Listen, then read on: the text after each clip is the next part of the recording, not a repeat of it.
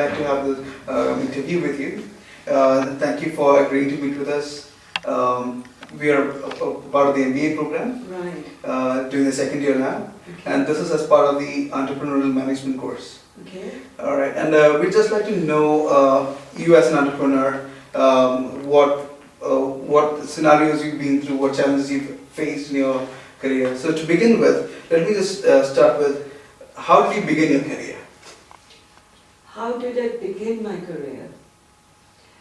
Actually, it's thanks to my mom. She was always very ambitious, and she always wanted us, and when I say us, it's myself and my twin sister. She always wanted us to know some profession, work. Her mantra was that you never know what life, has to offer to you. So you have to have some skills under your belt. So I started off by working at a very young age, at the age of 16. Well, I'm young now actually. Okay, so age of 16, with my sister in a travel agency which was owned by my dad's friend. All right. And as interns, and that's where it started really. And you were brought up in Dubai?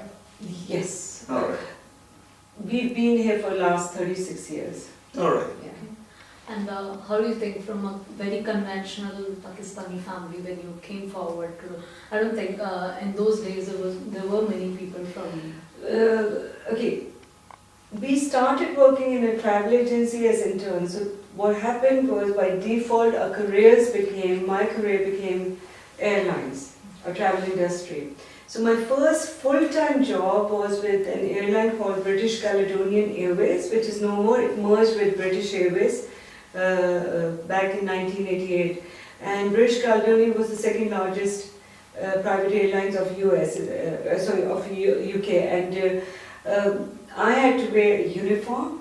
So I know for a fact that my family back in Pakistan were not pleased that I was wearing a skirt and working for airlines and working to start with, because that wasn't a done thing in our family. Girls didn't work. Yeah. Definitely girls at very young age did not go out and work. So when you started working, what was the responses like? Alright, what were the major challenges you faced? So you mean in my work, Yeah. age? And the society? Yeah. Actually, no, it was age, because the airline business is very open that way. If you're women and all that, really, that was fine. We had a lot of South Indians in that travel agency, and they were all men. We had something like 30 men, and they were kind of amused by myself and my twin sister. We were identical twins.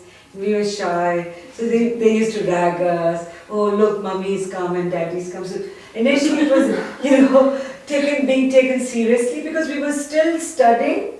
There were no colleges. You must understand, in Dubai there were no colleges of further study. So we were studying privately through the British consulate and so on. I just finished my O levels and I just started to do my A level, but privately. Yeah, so it was very, so I guess we were kids like.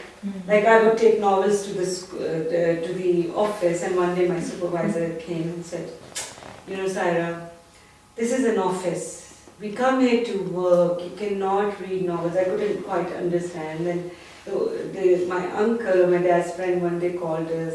We used to call him Uncle Jalali. So he called us and said, okay, here you cannot call me Uncle Jalali. And we like, how can we call you by your name? He said, no, but you have to call me Mr. Jalali. You cannot call me Uncle Jalali. So those were initial challenges. Understanding, work life, and because mentally we were still in school and college and friends and stuff like that. So, but we were both very hardworking. I was very hardworking, so very quickly I got confirmed. Although that was the internship, and I got my first job. From a very shy, conventional girl to a confident person who was sitting right in front of us. Could you just briefly tell us what was the journey and how the journey was? Ranjini, in our culture, girls are supposed to be girls. They're supposed to do things in a certain way, and that's that. My mother was very strict with us. No nonsense personality. So everything had to be prim and proper, and you cook, you clean house, you do job. Job was part of the big plan that she had. That even if you get married, you've got to have some skill set because you just never know when you need that. I think I was very shy, demure, hardworking. That's how I would describe myself in my first job. And then the second job also, I continued being that. I was a little Bo Peep Saira. My supervisors, everybody loved me. My colleagues used to rag me because I was very shy. And I continued being that person even when I got married and had kids. I stayed within the box that I'm supposed to be in as a person at home as well as at work. Because later on I joined Emirates Airline, I became a trainer again. That's another story altogether. And it was the same thing. But then certain circumstances happened in my personal life as well as work where I had to make a choice. That, okay, that's how I am, but for me to move forward, to break through the ceiling, I have to become a different person. So literally, it's one day, I just unzipped and I said, okay, step out, Saira. And I had to become this other person, stronger personality, at least project that personality, even if inside I would be shaking, because my job required me to do that. Now you said you had a certain scenarios or personal challenges and work challenges that made you a more confident person. See, I was, after this airlines job, the front-end airline job, I joined Emirates Airlines. It was purely, by fluke that I moved into training. It was by accident. I had applied for sales job and somebody sent me to another guy, and next thing I know, somebody asked me, have you ever done any training? And I said, oh yeah. I used to have these college students who used to come to British Caledonian and I used to train them. So he said, you have training experience? I said, yeah, sure. And next thing I know, I was in training center and making presentations to them and I got selected. So that profession required you to be on stage. I never trained in my life. Yeah. So it was painful, it was frightening experience initially for me to be in training, to be in front of people and people taller than me and older than me and mostly men, to train them. It was scary and I had to really play mental games with myself. I remember 3 or 4 days before training I couldn't breathe, I would have breathing issues and the anxiety was so much. And one day I even went to my boss at that time and said, Karange, I think I should resign, I should leave.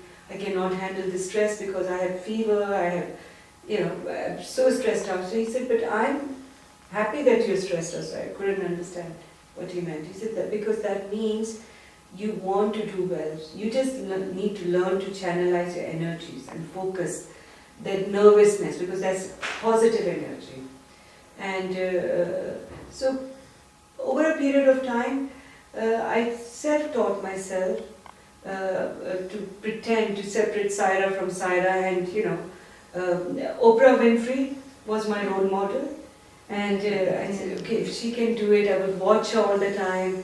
It was just after Gulf War II, Gulf War I, that, so CNN had just started and some English channels and Oprah Winfrey. So I said, okay, she acts, so I can act. So I really started to act rather than train and be an actress rather than train, because then training meant it had to be me training.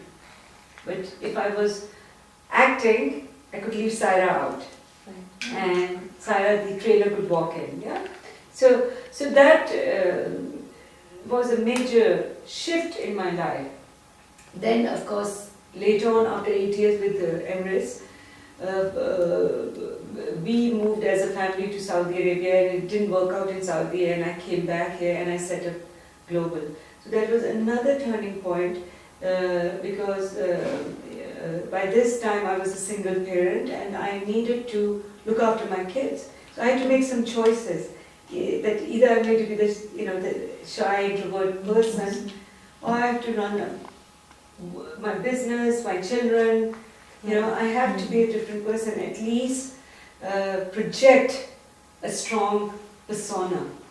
Even if inside I was percolating, but I needed to project that strong persona. Can you tell us about how exactly you came upon the idea of starting your own business? Yeah, once I came back from Saudi, I had a choice to go back to Emirates or Donata. I can't recall what was the position, but it was a much more senior position than what I had with them previously. My last position job was as head of sales and marketing training with Emirates Airlines. So as a senior trainer. But this job was as a manager quality, if I recall. I can't recall exactly, but it was a managerial position. They would have paid schooling, housing, and so on. But then, I think I always wanted to have my business. I didn't know till then. But I think at subconscious level, I always used to dream of a company I could work in where there no rules and a clean sheet of paper, and I'm allowed to do what I want to do, and I'm not depressed by a mediocre mind or person as a boss, and where I have freedom to express. I think that's because of my artistic side, that freedom to say, and where people are sitting and talking about things and exchanging ideas. So it was always there beneath. I don't know when, it's like, as a woman you always know you'll once you'll have a child. Yeah. You don't know when, where, whether it'll be a boy or a girl, but at the back of your mind. So I think for me, Global was like that. My business was something which was there, which I knew will take birth, but I just don't know when and where it'll happen. And then when this offer from Donata came, I said, do I really want to do that? Go back to that company which stifled me at times, All organizations tend to sometimes do that, yeah. Emirates was a great company, I learned so much, but it was a job. Or do I take a plunge and just start my own business? And everybody thought I'm crazy. In those days, definitely women from my part of the world didn't have businesses, and they definitely were not consultants. In consultancy business, you didn't find women, and especially Asian women. And everybody thought, I've gone cuckoo. My family didn't want it. I was even told, very romantic idea, business, But I just became determined about it. The more people said that you can't, I said, but why not? What do I have to lose? Yeah. And that's how it started. My grandmother always used to say, "Beta, whenever you do business, do something which you can do in your sleep. Do something that you know." So I knew I could train. Okay. Yeah, that's something I knew I could do. So why can't I just set up my own training company and all these consultants and everybody became my associate consultant, all my ex-colleagues, my ex-bosses, my friends. I had something like 30-40 associate consultants at that time in Global. And we used to have, my dream came true, have those meetings after office hours because they all had full-time jobs. So they used to end up in the office in the evenings and we used to brainstorm and put proposals together, everything, though the office was like a shoebox, But it was just such an exciting time. So what was it like? When you obviously worked in a few big firms, and now that you had a chance to start up your own company, what was the model or structure? What did you want to bring in to your new firm? I still have the original brochure which I designed. The first thing is the name. All right. Right. Yeah, the name, my best friend and myself, I remember in my very empty house, because I remember I just moved to Saudi and come back and so no furniture, nothing. We sat down and we designed that brochure and the name, and then I said, okay, I've got to come up with this name, and I didn't want it to be Dubai or Middle East, and then she said Universal, and I said, that sounds like Universal Hollywood Studios, and then I think I said, it's global. I don't want international, but global, and then that just became the name. The first logo had UAE flag colors. It was a circle of arrows going around, but it was in UAE flag colors because in 1996, I think, or 7, I think 97, when I started the business, it was big fad to have UAE flag colors in everything. Excuse me. So that was there, and we did the brochure, and then fortunately for me, my another best friend who's UAE national, her husband said, "I'll be your sponsor, Saira," and he said, "Okay, you want to start business?" I remember him doing my business cards with my name, and he said, "Okay." One day he came and he gave me a mobile phone, which was that big, a recent phone, and he said, "You will need this," and he gave me his own chip number, which is still my number. And then he said, "You come with me," and he took me to Arabian Travel Market. And I said, "Abdullah bhai, why are we going there?" He said, "Because you need to learn to network, Saira. You have to meet." I said, "But I feel very sad because all my old colleagues will be there." And he said, "Good. Now you go and show them that you've started your business." And so that was my first, and the company, he registered the company, he helped me get the small office. So it was a blessing because I didn't quite know where to begin. I remember every time there was a payment in, I would just give the money out, and in the end I would be left with nothing. So one day Abdullah bhai came and said, "Saira, you need to first pay the bills and then pay your people." And I said, "No, but how can that be?" He said, "No, Saira, this is how it is." And I said, "But I have to pay my people first. And then whatever is left of the bhai, I will use in the business." And he just looked at me. And he said, "You know what is profit?" I said, yeah, I do." He said, "But do you know what is revenue?" And I'm like, "Yeah." He said, "Yeah, okay, revenue is what you earn." I said, "Right." He said, "So out of revenue comes your cost. And out of once you spend your cost," but I of course did not agree with him. Okay. It took me many months To understand that. after I started getting into trouble, then I realized what he was telling me. Because I was so overwhelmed that all these associate consultants are happy to work with me, give me their time, so I must pay them first. It's got to be, I was overwhelmed with the response I was getting. Very positive response from people around me. I, on the contrary, found setting up a business extremely encouraging. People were very encouraging. You know how they say you're women and you're Asian and people will discourage you. Honestly, I never had that. Wherever I went, I felt doors kind of opened up for me. People just, maybe they were just amused by me, Who is she? This is a consultant. That's another thing. I used to be in jeans when I started my business because I burned all my suits from my old job. Since this is my business, so I would walk into meetings in jeans and a jacket. So people are thinking consultants, man, suit, dark suit, and then I would walk in, then I'm Saira and I'm from Global Management Consulting. So I think people were just amused and they would just do things. I guess I came out as being sincere, bit naive, very naive. You had you had to support your family. And when we spoke, you were telling us that you had some issues with the profit revenue things. Didn't you feel that it was better to take an offer with Emirates, or did you feel like quitting it in between? Many times. I did have, I had money from my previous job, so I didn't have concept mentally, to be honest, about money. And money was, I think till this date, I don't tend to hold money. I'd rather just give it away and spend it, and there have been times where I've not had money and, I've tried to help somebody else. So I wasn't ever attracted to money in that context. But yes, I started to realize, for instance, I didn't pay myself for 1 year. And then I can't remember who told me that you have to pay yourself. And you have to show your salary as a cost, because the day you start doing that, you will start taking your business seriously. So now, if I help people set up their businesses and GRPs, my first thing is to my consultants, first decide how much you're going to pay yourself. Yeah.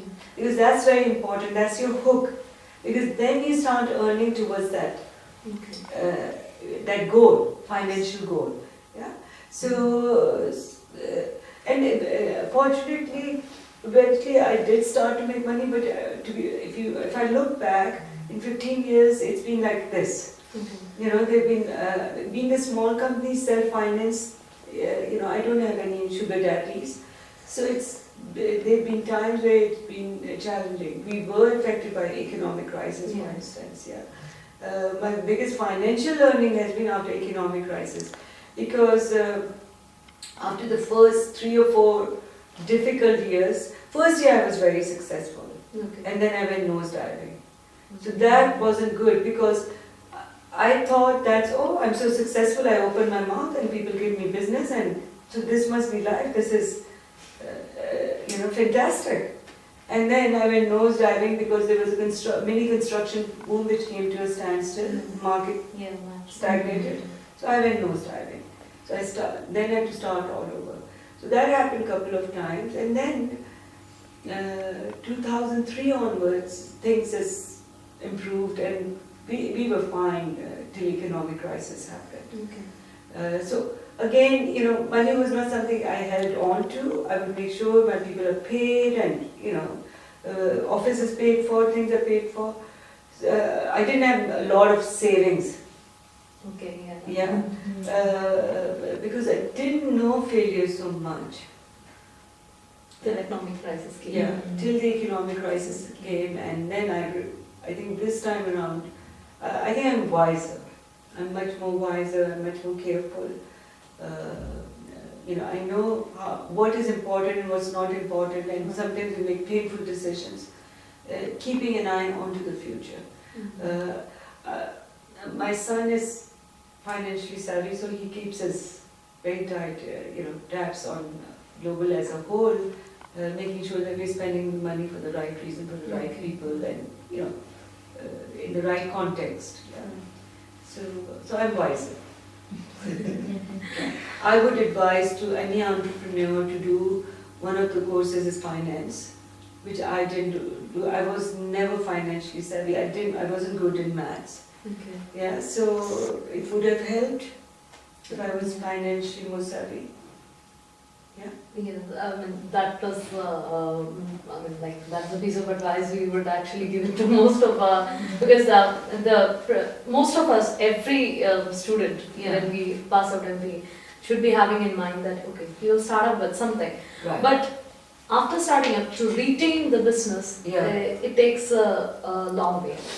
And most of these entrepreneurs who started, they don't carry it forward. For reasons that, as you told, there would be a lot of problems which is coming. I think one of the challenges with youngsters nowadays is it's not their fault also, it's the environment and the messages messages are not of hard work, and messages are not of, you know, that they're shortcuts. That you can make a shortcut, you're 30 years old and you could be a CEO of a company. Everybody wants to see the word CEO next to their name. And that's so not true. There is no, you know, you cannot replace experience, unfortunately. There's no shortcuts to experience. And I think if you're starting a business, you have to be so clear on the bigger purpose of your business. If your purpose is to make money, which should be one of the goals, but it cannot be the goal, then you will always lose out on creativity. I always believed that there was always a bigger purpose for Global to be there, or my meeting that person or training this particular person, and this is what I instilled in my people, that value that we're making a difference, whether we're doing recruitment or training or HR related function. Ultimately, there's a bigger purpose and a difference you're making to somebody. So then money becomes one of the means to reach that bigger purpose, but it's not the end. And on those difficult times, and haven't you felt that you had to bring some other partners in or to fund it? Yes, I did try. Yeah. I toyed with the ideas on various, at various times, and I realized I've seen amongst my friends and all, partnerships don't necessarily work. I've got partnerships in global. For instance, we have principals, which is people like Inkscape and SM International. So these are principals, and we are the custodians of their interests in this market. And it takes a lot of hard work to build trust with them. And that partnership for me is very easy, because it is just give them everything that you have, you're 100%, and treat them the way you would like to be treated. So for me that's easy.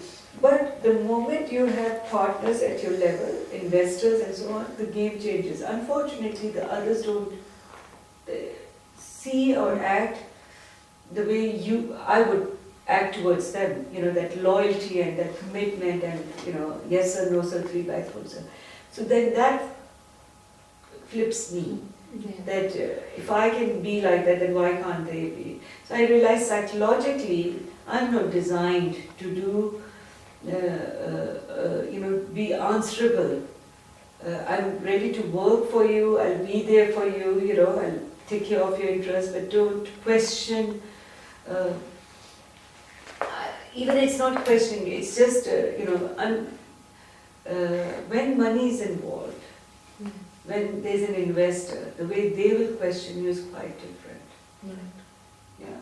So it just didn't work out. The various junctions, I've been approached, I approached people, friends, other companies, strangers, but now we've got a partnership model into global. We've got a thing called GRP, which is Global Resident Partners, and that's working out, alhamdulillah, touch wood, beautifully.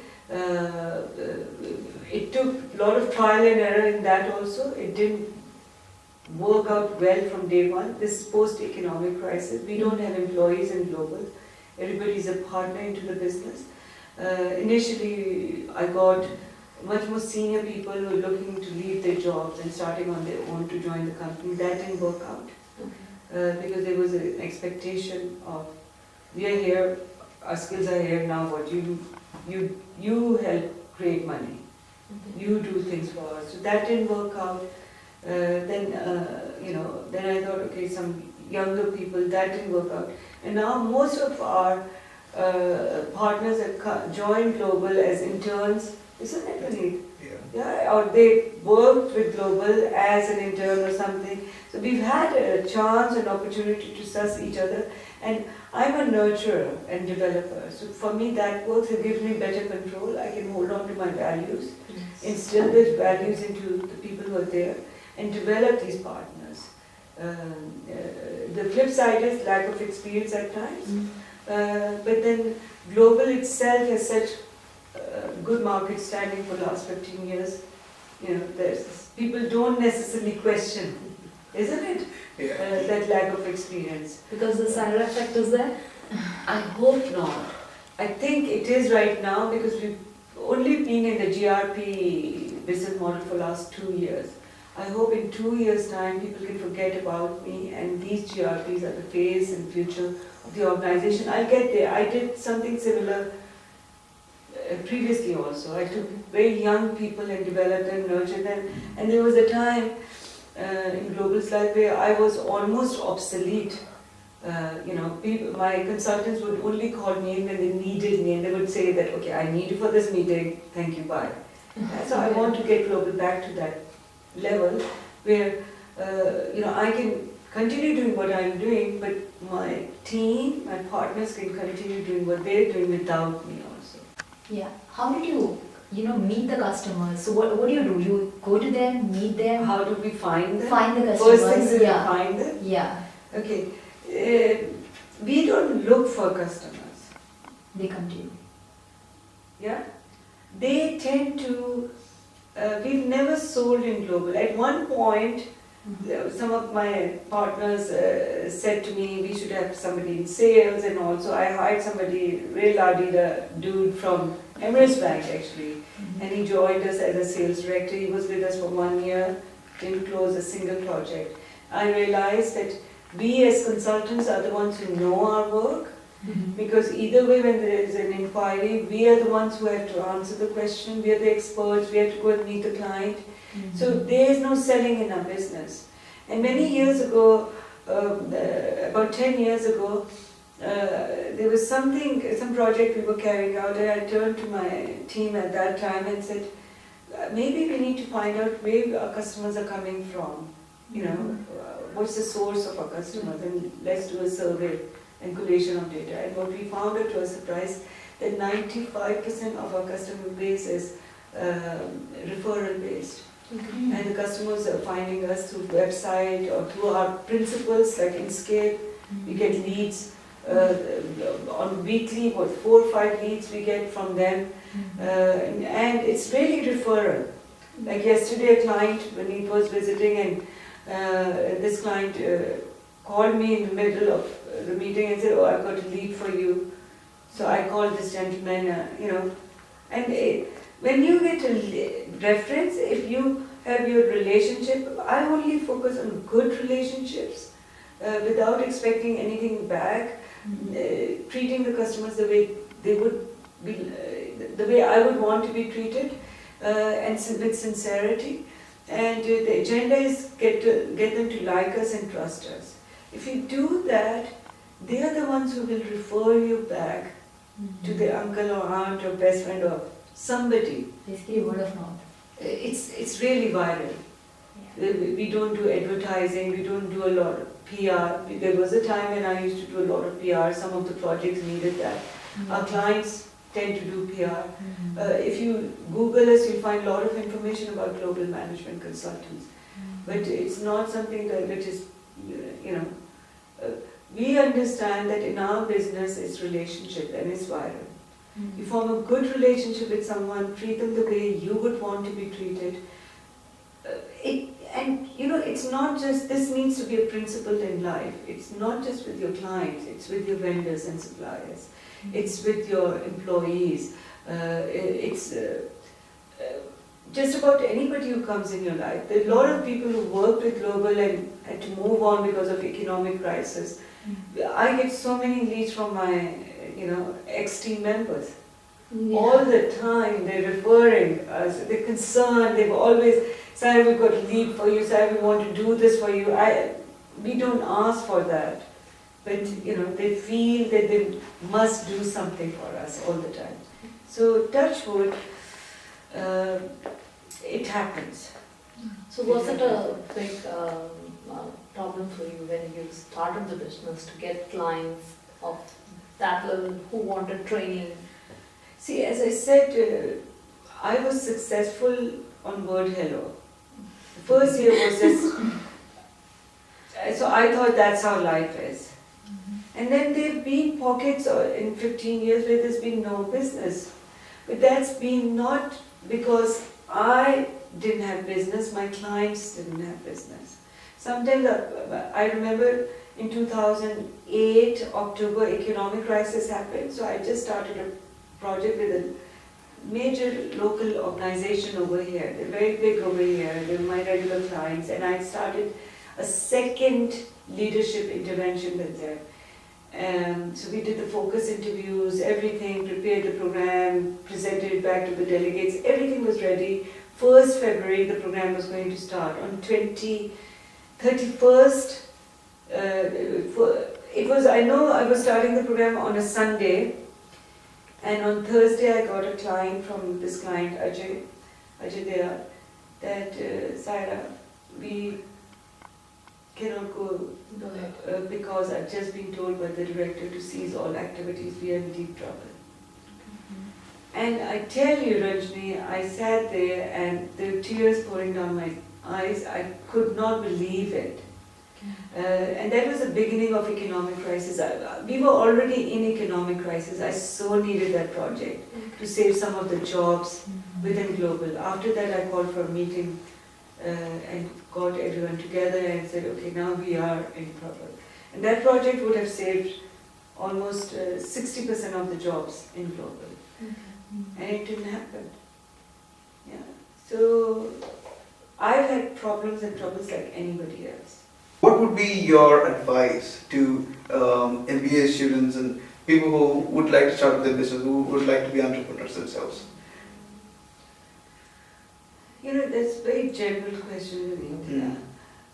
To start with, as I said, there is no substitute for experience. I would always recommend to anybody, students, MBA students, or anyone who wants to, if they've not worked anywhere, then they need to go and work first. Okay. I think that's very important. Why do you think I'm saying that? The experience? I think it's responding to authority. Yes. Yeah, to be able to do that yes sir, no sir, 3 bags full sir. To curb your ego and really be an employee and be the runner boy and do what you need to do. Don't give up your vision for a business or anything, but easily 1 year, 2 years, 3 years under your belt as an employee will not do you any harm. So basically you're trying to say first a person should be a good employee and I then think a that good it gives you, entrepreneur. I think if you have entrepreneurship, you'll never lose it. Yeah, Have that right. confidence Yeah. in you, that you have that leadership ability, you're not going to lose that. But it's like, I remember when one of the jobs I'd applied for in Emirates in sales, and later on I ended up in training, that guy listened to me and he said, come back to me after 10 years, Saira, and I was like, and he said, you're like an uncut diamond right now, and you need to be polished and shaped up. And now looking back, at that time I was really upset and how could you say that, and so wanted that job. But now looking back, I understand what he was trying to tell me. Everybody needs that shaping up. So if you have rough edges, you can still set up your business and start your business, but the learnings will be harder. But if you have that discipline of having worked somewhere and having done that yes sir, no sir, 3 bags full sir, worked, that 9 to 5, that getting out of bed and getting to work and be on time and look at bosses' moods and put up with all that, and customers and clients and processes. Be processed, be boxed. Then your spirit, if you're genuinely entrepreneurial and you have personal leadership, you will still have it. It just gets shaped and you just become more sharpened. Your skills in fact come out even more. So my recommendation is, it's better to do this than to make mistakes later on. Yeah. And what gets shaped is your personality. One last question, Saira. So you've discussed how you become an entrepreneur, and you told us what would be the key things that would help to become an entrepreneur. For you as a person, what was your edge in achieving success? Always, I thought I just didn't know enough, to be honest. But my customers and my managers or bosses always talked about my passion. Very passionate. Even if I didn't know, I would do it from the heart. But I think living your life on the edge and what has worked for me, I cannot say this for everyone, but what worked for me is the fact that I always felt I knew less. So that always pushed me to stretch more.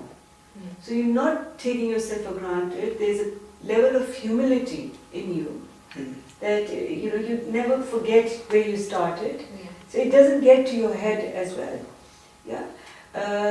So that a sense of insecurity is good.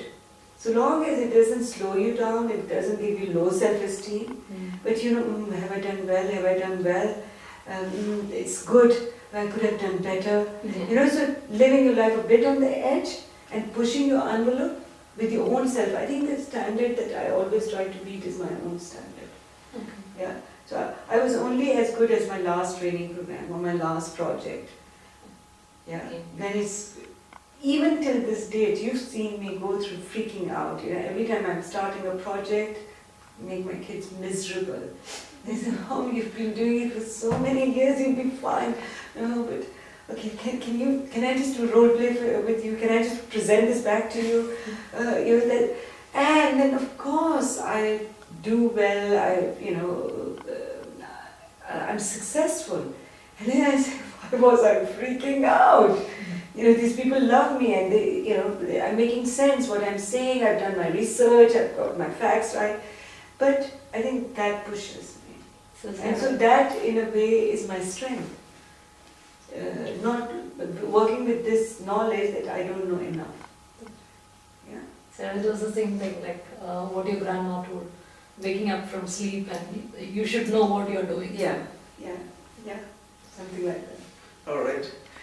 Well, thank you so much, Saira. Thank you. It was lovely having you here, and it was very valuable advice and information shared with us. Thank you. Best of luck, future entrepreneurs.